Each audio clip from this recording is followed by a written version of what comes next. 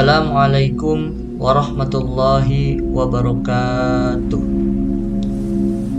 Alhamdulillahirabbil alamin. Allahumma shalli ala sayidina Muhammadin wa ala ali sayidina Muhammad. Asyhadu an la ilaha illallah wahdahu la syarikalah wa asyhadu anna Muhammadan abduhu wa rasuluh alladzi la nabiyya wa la rasula ba'dah. Amma ba'du. Ma'asyiral muslimin rahimakumullah. Kita tahu, kita sebagai umat manusia, kita sebagai hamba Allah pasti tidak luput dari yang namanya kekurangan atau kesalahan dalam setiap kehidupan kita. Seringkali kita tidak sadar dengan apa yang kita lakukan atau apa yang kita kerjakan, pasti ada saja yang tidak sesuai dengan ajaran agama Islam. Maka dari itu, marilah kita melakukan atau mengenal yang namanya muhasabah diri. Muhasabah diri atau introspeksi diri adalah kita mengevaluasi atau merenungi perbuatan atau sikap-sikap yang kita rasa masih kurang sesuai. Kita bisa merenungi atau kita bisa berpikir kritis agar bagaimana perbuatan kita yang salah tadi bisa kita hindarkan atau bagaimana caranya agar tak kita kerjakan lagi.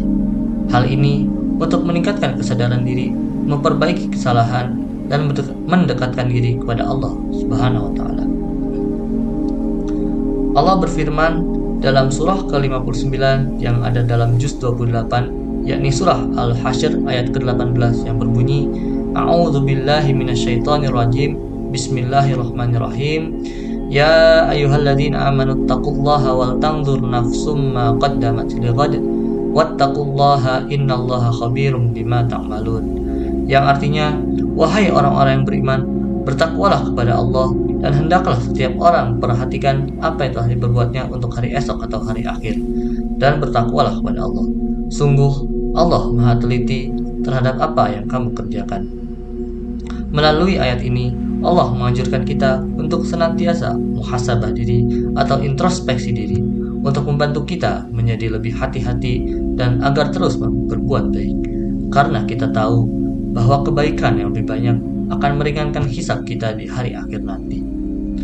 Ada beberapa cara yang dapat kita lakukan agar muhasabah kita berjalan dengan baik.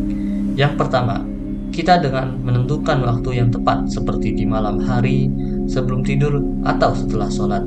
Lalu, kita ciptakan suasana yang tenang, jauh dari keramaian, agar kita bisa lebih fokus untuk memperbaiki kesalahan. Lalu, kita dapat mengawali muhasabah dengan berdoa untuk meminta petunjuk dari Allah agar benar kita melakukan muhasabah. Lalu, kita bisa memohon ampun kepada Allah dengan istighfar dan berzikir agar hati kita ini bisa terasa lebih suci. Setelah melakukan muhasabah diri, insya Allah kita akan lebih hati-hati dan terus berbuat kebaikan. Karena Allah mencintai orang yang ingin menyucikan diri dan memperbaiki kesalahan untuk terus berkembang lebih baik lagi.